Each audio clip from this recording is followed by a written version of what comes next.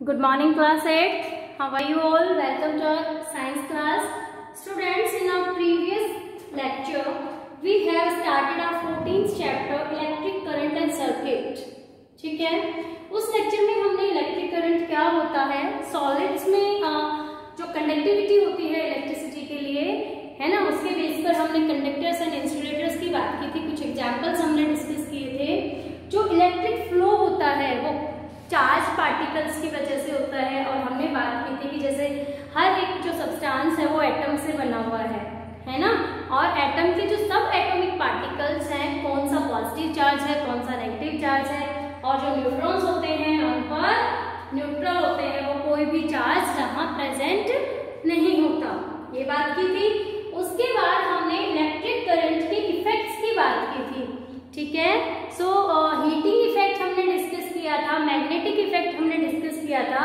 आज के लेक्चर में हम केमिकल इफेक्ट ऑफ इलेक्ट्रिसिटी की बात करेंगे, ठीक है।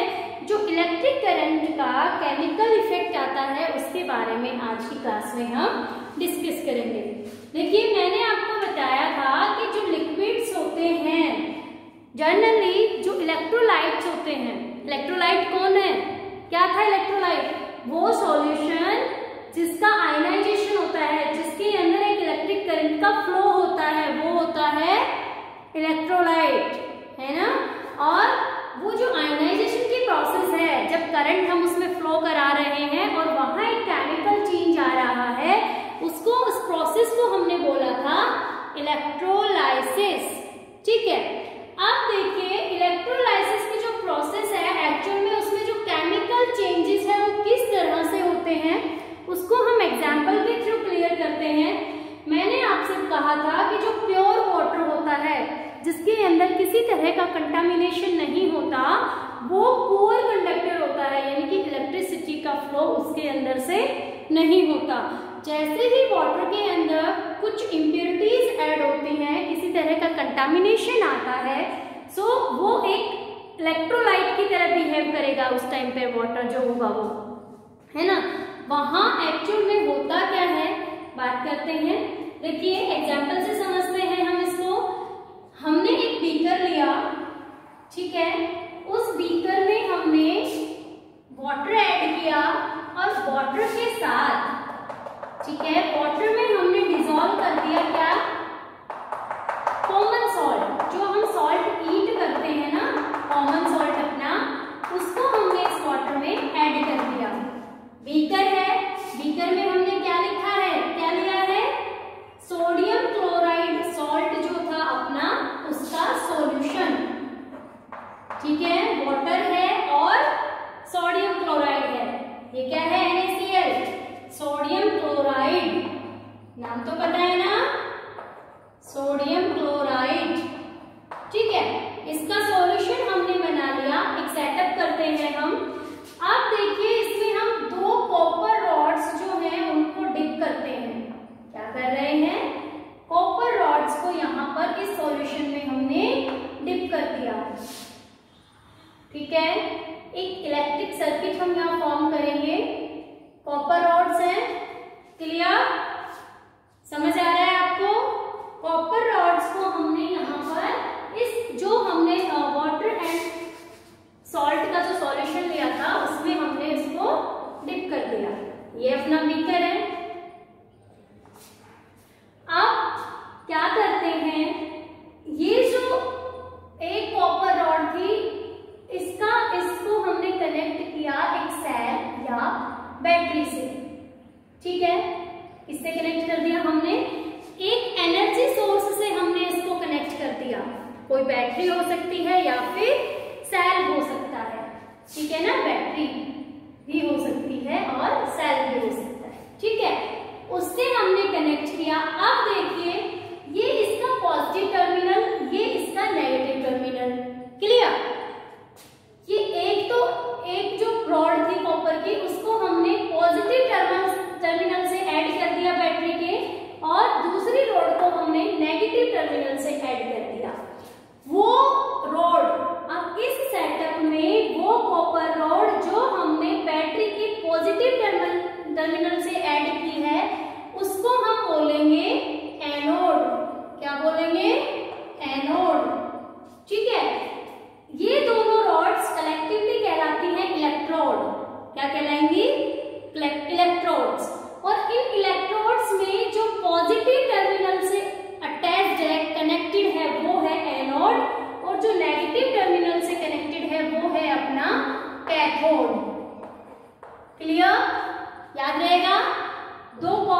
प्लेट्स हैं, रोड्स हैं, जो हमारे इलेक्ट्रोड हैं। अब हम ये सेटअप जो है वो एक इलेक्ट्रिक सेल का कर रहे हैं। किसका सेटअप है? ये एक इलेक्ट्रिक सेल, ठीक है, इलेक्ट्रिक सेल का सेटअप है। आप देखिए यहाँ पर सर्किट हमने कंप्लीट कर लिया, नीचे सॉल्यूशन है। अब ये जो सॉल्यूशन है ये कैसा है? इलेक्ट्रोलाइट है, यानी कि अपने अंदर से इलेक्ट्रिसिटी को फ्लो कराएगा। सो यहाँ पर देखो होगा क्या, कैसे फ्लो करेगी? सेल को जैसे ही ऑन करेंगे तो क्या होगा, ये जो सॉल्यूशन था, जैसे ही हमने यहाँ इलेक्ट्रिसिटी स्विच ऑन किया, इस सोर्स से इनको इलेक्ट्रिसिटी प्रोवाइड कराई, तो यहाँ पर जो ये सॉल्यूशन था, सोडियम के पॉजिटिव आयंस और क्लोरीन के नेगेटिव आयंस जो है वो फॉर्म हो गए। सोडियम के पॉजिटिव आयंस और क्लोरीन के नेगेटिव आयंस, ठीक है। आयंस बोलते हैं ना, आयन देखिए कोई भी पॉजिटिवली चार्ज वो बॉडी होती है, उसके अंदर एक एटम हो सकता है या एक से ज्यादा एटम हो सकते हैं, ठीक है, उनको हम बोलते हैं आयन। पॉजिटिव आयन को हम बोलते हैं कैटायन। क्या बोलते हैं? कैटायन, ठीक है, समझ आया? पॉजिटिव चार्ज को हम क्या बोलेंगे? कैटायन। और नेगेटिव जो आयन होता है उसको हम बोलते हैं एनायन। क्या बोलेंगे? Anion. Cation and anion. Clear? समझ आया? इलेक्ट्रोड समझ आ गए, कौन सा पॉजिटिव है कौन सा नेगेटिव है। और इनके जो आयंस हैं, आयनाइजेशन जो हुआ वो आई होगा, आपको क्लियर हो गया होगा। कैटायन क्या होंगे? पॉजिटिव आयंस, और एनायंस क्या होंगे? Negative ions. देखिए अब इनका मूवमेंट, इन आयंस का मूवमेंट किस तरफ होगा? तो बच्चों हम देखो बात कर रहे थे कि जो जैसे कि हम करंट फ्लो करते हैं, सो जो अपना सॉल्यूशन था वो आयनाइजेशन हो गया, उसका आयंस में ब्रेकडाउन हो गया, है ना। जो एक कंपाउंड था हमारे पास सोडियम क्लोराइड, अब ये केमिकली इसका जो कंपोजिशन है वो चेंज हो गया। पहले सोडियम और क्लोराइड एक साथ थे दोनों, अब यहाँ पर पॉजिटिव आयन फॉर्म हो गया, कैटायंस जिसको हमने बोला, और नेगेटिव आयंस फॉर्म हो गए किसके? क्लोरीन के, जिनको हमने एनायंस बोला, ठीक है। अब देखिए इनका मूवमेंट क्या होगा? फ्री है, मूव कर रहे हैं सॉल्यूशन में।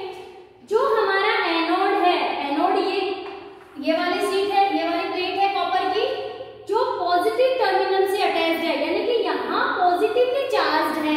और हमें पता है पॉजिटिव चार्ज पॉजिटिव को रिपेल करता है, नेगेटिव नेगेटिव को रिपेल करता है। जो अपोजिट चार्जेस होते हैं वो एक दूसरे को अट्रैक्ट करते हैं, उन दोनों के बीच में, नेगेटिव चार्जेस के बीच में फोर्स ऑफ अट्रैक्शन जो है वो एप्लीकेबल होता है। सेम मैग्नेट में भी होता है। मैग्नेट के जो दो पोल्स होते हैं, north pole and south pole, so north north को रिपेल करेगा, है ना, नॉर्थ साउथ को क्या करता है?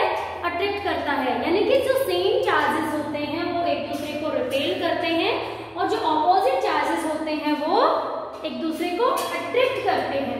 सो यहाँ भी वही चीजें होंगी कि जो सोडियम है, सोडियम के जो आयंस हैं वो जो नेगेटिव है अपना कैथोड जो है उसकी तरफ मूव करेंगे, और सोडियम का कंपोजिशन इसके नियर बाय हो जाएगा, ठीक है। और जो क्लोरीन है, एनायंस है, वो पॉजिटिव टर्मिनल यानी कि एनोड की तरफ, इनका जो मूवमेंट है वो किस तरफ होगा?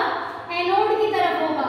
सो जो क्लोरीन के आयंस होंगे वो तो पॉजिटिव टर्मिनल एनोड से, और जो पॉजिटिव आयंस हैं वो कैथोड से, नेगेटिव टर्मिनल से के पास वहां पर डिकम्पोज हो जाए, सॉरी वहां पर कलेक्ट हो जाएंगे, है ना, समझ आया? डिपॉजिट हो जाएंगे यहाँ पर। क्लोरीन तो होगा एनोड पर और सोडियम होगा कैथोड पर, ठीक है। इस तरह से ये जो सॉल्यूशन है, अब इसके अंदर मूवमेंट हो रहा है। देखो यहाँ पर आयंस का, चार्ज का मूवमेंट है, पॉजिटिव आयन भी मूव कर रहा है, नेगेटिव आयन भी मूव कर रहा है। इस मूवमेंट के कारण यहाँ पर एक इलेक्ट्रिक फ्लो जो है, एक करंट जो प्रोड्यूस हो जाता है। ठीक है, ये इलेक्ट्रिक सेल है। अब इसके यूजेस कि भाई हम क्या फायदा हुआ हमें एक इलेक्ट्रोलाइट के अंदर ऐसे सेपरेट करने का। सो जो इसके यूजेस है वो देखिए बहुत से हैं इलेक्ट्रोलाइसिस के यूजेस। ये कंप्लीट प्रोसेस क्या कहलाता है? इलेक्ट्रोलाइसिस। यूजेस की हम बात करें, यूजेस ऑफ इलेक्ट्रोलाइसिस, क्या क्या यूजेस होते हैं? सबसे इंपॉर्टेंट आता है इलेक्ट्रोप्लेटिंग। क्या है? इलेक्ट्रोप्लेटिंग। क्या होगा इलेक्ट्रोप्लेटिंग में? इलेक्ट्रो से मतलब इलेक्ट्रिसिटी को यूज करते हुए हम कोटिंग करते हैं, है ना, जो ऑर्नामेंट्स बनाते हैं ज्वेलर्स, सो उसके उन ऑर्नामेंट्स के ऊपर जो शाइनी मेटल होती है लाइक सिल्वर, गोल्ड, प्लेटिनम, उनकी पॉलिशिंग जो होती है ना, वो कैसे करती है?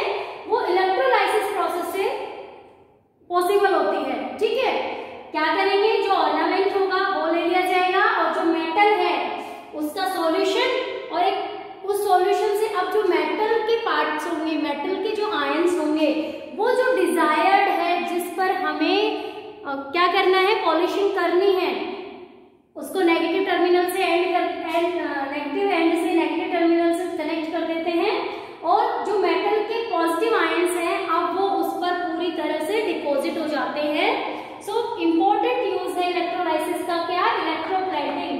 एक किसी मेटल पर दूसरी मेटल की लेयरिंग जो है वो करना, इलेक्ट्रोप्लेटिंग। एक आता है इलेक्ट्रो रिफाइनिंग, प्योर मेटल्स को ऑब्टेन करना। इलेक्ट्रो रिफाइनिंग क्या होता है? प्योर मेटल्स ऑब्टेन करना, इलेक्ट्रो रिफाइनिंग कहलाएगा। सो जो अपने इलेक्ट्रोलाइसिस प्रोसेस है उसके इंपॉर्टेंट यूज हो गए। क्या? इलेक्ट्रोप्लेटिंग में यूज कर रहे हैं। दूसरा हम इसको इलेक्ट्रो रिफाइनिंग। इलेक्ट्रो रिफाइनिंग में जैसे हमें प्योर कॉपर निकालना है तो उसका इलेक्ट्रोलाइसिस करो, उसकी इंप्योरिटीज होंगी वो एक तरफ हो जाएंगी, और जो प्योर कॉपर के आयंस होंगे वो एक जगह पर कलेक्ट हो जाएंगे, है ना। सो मेटल्स को प्योर फॉर्म में ऑब्टेन करना क्या कहलाता है? Electro refining. मेटल्स की इलेक्ट्रो रिफाइनिंग जो होती है वो किस प्रोसेस पे, किस प्रिंसिपल पर बेस्ड है? इलेक्ट्रोलाइसिस प्रिंसिपल पर बेस्ड है। ठीक है, समझ आ गया? इलेक्ट्रोप्लेटिंग देखो भी क्यों करते हैं? एक तो जो ऑर्नामेंट्स होते हैं उनको शाइन देने के लिए, दूसरा कि उनकी प्रोटेक्शन के लिए। जैसे कुछ सब्सटेंसेस होते हैं जो कोरोसिव होते हैं, आयरन है ना। आयरन कैसी मेटल है? कोरोसिव मेटल है। अगर हमने उसको एयर और मॉइस्ट के कांटेक्ट में छोड़ दिया तो उसका कोरोजन होना स्टार्ट हो जाएगा, है ना। उस कोरोजन से बचाने के लिए हम उस पर क्रोमियम या अदर जिंक की जो है वो कोटिंग करते हैं। किस प्रोसेस से? इलेक्ट्रोप्लेटिंग से। ठीक है, डेकोरेशन में कोई जो पॉट्स हैं अपने, उनको डेकोरेट करने के लिए हम इलेक्ट्रोप्लेटिंग करते हैं। समझ आया आपको? केमिकल इफेक्ट ऐसे, ये तो मैंने सिंपल एग्जांपल दिया था। इसके अलावा और भी जो एसिड्स है लाइक सल्फ्यूरिक एसिड है वो भी एक एज अ इलेक्ट्रोलाइट काम करेगा, है ना। और इनका हम यूज करते हैं डिफरेंट प्रोसेसेस में, जहां पर हमें एक इलेक्ट्रिक सेल बनाना है और इलेक्ट्रोलाइसिस प्रोसेस के थ्रू इलेक्ट्रोप्लेटिंग करनी है या इलेक्ट्रो रिफाइनिंग करनी है, वहां हम ये जो केमिकल इफेक्ट इलेक्ट्रिसिटी का है उसको यूज करते हैं। Okay, so that's all about this chapter. Thank you.